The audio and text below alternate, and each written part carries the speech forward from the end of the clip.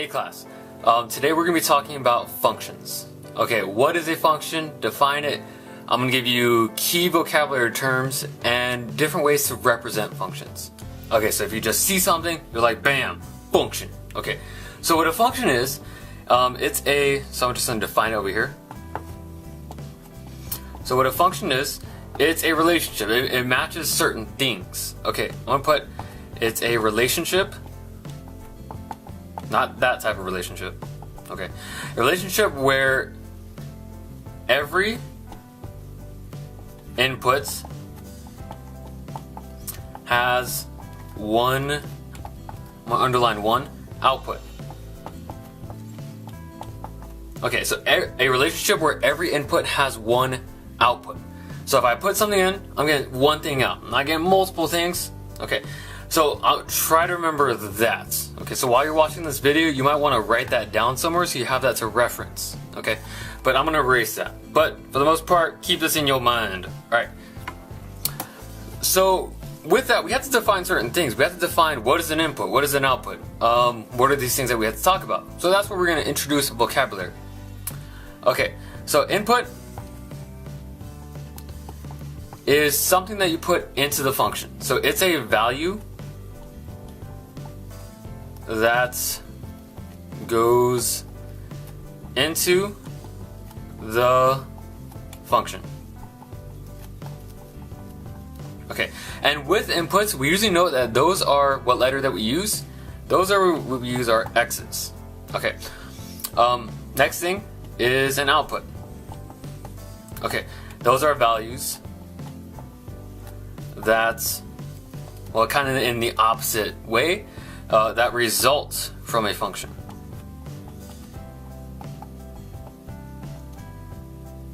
Okay, so you want to think of, I put something in, something happens with this input, and something gets spit back out. That thing that gets spit back out is an output. And for these, since X was the input, we're going to have Y as the output. This always happens. Okay, alright, so for the most part, it should make sense. Okay, now some other vocabulary terms. We're gonna have domain. Okay, we usually have two words when we work with function. Those words are domain and range. Okay, just understand that domain, these are the set of all inputs. So I'm just gonna put X, okay, well, X's. And range, those are our Y's. Okay, so domain, input, X's, those words are like the same thing. Okay, but just think of it as input is an X, but the domain are all those inputs. Okay, in the same sense, range, well, the Y's, those are the outputs, the things that come out. Okay, so the range is all the stuff that comes out of a function. Okay, or the result from a function. Alright. Now, something that's going to be key is the way that we write a function. The way we write a function might be kind of confusing, but this is how you write a function. It's with an F and then an X in parentheses. The way that we say this is F of X. Okay, that a function of X. That X is a function of F. Okay, this is just the way that we write it. Do not think this as F times X. No. This here, even though there's two letters next to each other, that does not indicate multiplication. Okay, so it just means function. It's just a symbol. That's the name of this thing.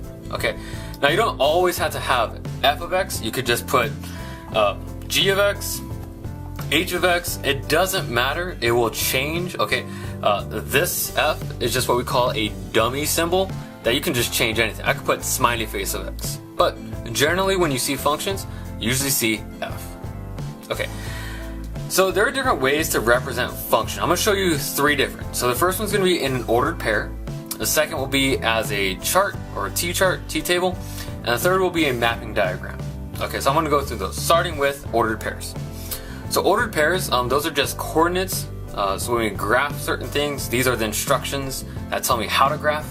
Okay, so I'm going to give you this. Let's say we have 1, 3, 4, 7, put that in parentheses, and then 8, 9.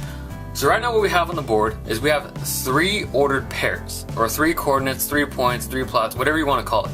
Okay. With these, I like to start off by putting the x and y's. Now when you have a coordinate, the first number is the x, and the second number is always the y. So I'm going to do that over there, I'm going to do that for all these things over here.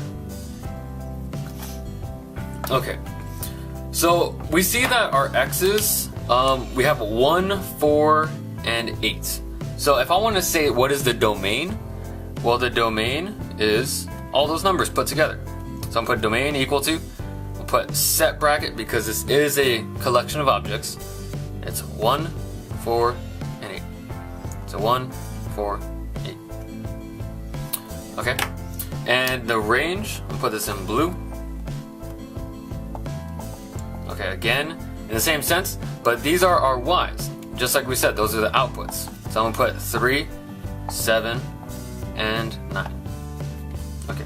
So if I were to just ever ask you the question, what's the domain, what's the range? No math, no computation or arithmetic involved. You're just like, bam, these are the things. Okay. And you should just know that. So all the first numbers, those are x's. Second numbers, those are y's. Okay, but we still haven't really answered the key thing with these. Okay, and that key thing is this a function? I gave you a bunch of points, but we didn't discuss whether this is or is not a function. Now at the very beginning, we defined what a function was. It's where every input has one output. Okay, well, where the input is 1, what's the output? It's 3. When the input is 4, the output is 7. When the input is 8, the output is 9. Okay, so did every input have exactly one output? Yeah, they didn't duplicate.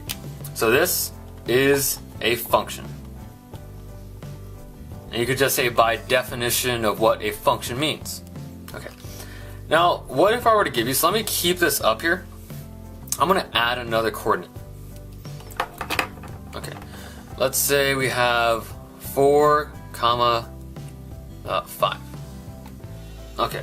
Now, is this a function? Well, what are our inputs? Our inputs were 1, 4, 8, and now it's this 4 over here. Okay, and our outputs are 3, 7, 9, and 5. Okay, so does every input have one output? Or every input have one output? So, let's look. Input is 1, 4, 8, and then another 4 here. Well, it turns out that this isn't a function, because when the input is 4, the output is 7. Well, over here, when the input is also 4, the output is 5. Okay, so think of it as this. I think of it as like best friends, besties, okay? Well, this 4, you know what he's saying? Like, he's saying to number 7, you're my bestie. We're best friends forever, okay? But he's also saying to this 5 that we're besties, okay? You cannot have 2 besties, all right? The bestie means that's the best of the best. That's your favorite friend, okay? So this cannot happen, all right? So we just say that it's not a function. All right, it's not a function. Because when the inputs, so I'm going to write when the input is 4, the outputs, so there are multiple outputs, are 7 and 5. Okay, so that can't happen. By definition, every input has one output. This one had 2, so it doesn't work out. Okay, so that's for ordered pairs. Okay, next I'm gonna give you is for tables, a T-chart, and they look like this. So like this. So x, comma, y. Now for y, if you want to think of it, this is always going to be the same as f of x. Whenever I use y in a function or f of x as a function, they mean the same thing. It's just a different way to write it. Okay, just like for my own name, you can call me Mr. V, Mr. Villanueva. They mean the same thing, but you say it a different way. Okay, so for x's, we're going to have a set of inputs. So I'm going to give you -1, -3, 0, 4. Okay, and on the outputs, let's have 3, 4, 5, 6. Okay, so for this, every input has one output. So when the input is -1, what's the output? What's his best friend? It's 3. Okay, when the input is 0, the output is 5.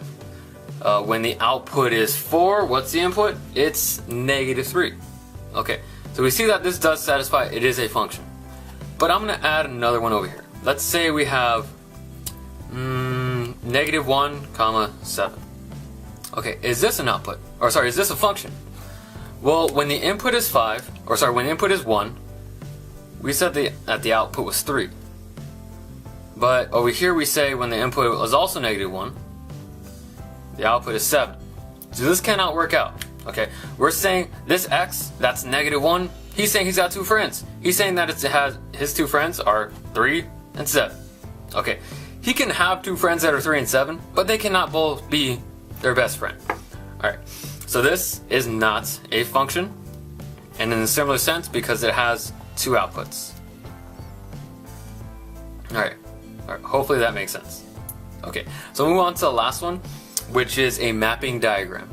And generally when I talk to students about mapping diagram, you can pretty much just determine, it's a way to visualize whether something is a function. Okay, so mapping diagram, they incorporate 2 circles over here. Okay, the first circle we call is our domain. So these are the set of all our inputs. And the second one is the range. These are the set of all our outputs. Okay, if you want to think of this as x, this y, go ahead. But in the first one, let's have, I could use numbers, I could use letters, it doesn't necessarily matter. I'm going to go 1, 2, 3 for our domain, and for the range, let's have 4, 5, and 6. Okay, now in order for it to be a mapping diagram, you need to have arrows coming from the domain going to the range. Alright, so let's have 1 go with 4, 2 go with 5, and 3 go with 6. Okay, is this a function? Well, the easy way to tell it is if there's only 1 arrow coming from one of these numbers. Well, 1 only has 1 arrow, 2, 1 arrow, 3, 1 arrow. Okay, meaning that they only have 1 output. Okay, so that's a pretty easy example. I'm gonna erase this stuff on the inside. No, let me erase all this. Okay. And let me just kind of do another example. So I'm gonna put A and B on the domains. Let me have C, D, and E. Okay, I'm gonna give you one right off the bat. It's not gonna be a function. I'm gonna have A go with C, B go with D, and B also go with E. Okay, well for this, we're saying that when the input is A, it has 1 output. But when the input is B, it has 2 outputs. Okay, by definition, that cannot happen. Okay, this is what I like to think of it as. For functions, I like to think of it as a vending machine, right? You go to the vending machine, you put your $3 or whatever amount of money you want to put in, and you press the button for Skittles. Okay, so you press the button for Skittles, it should probably get you Skittles, right? But let's say tomorrow you go back and you press the button for Skittles again, and it comes out to be a cookie. Okay, that cannot happen. You better get Skittles. I wanted my Skittles. Okay, that meaning that for every input you can only have 1 thing coming out. If I press the button for B, I could potentially get a D or an E. That can happen. Okay, so that is it for a mapping diagram. Yeah, hopefully that did help. If you have any questions, I would say probably rewind the video or just ask me later. But yeah, that concludes this video. All right.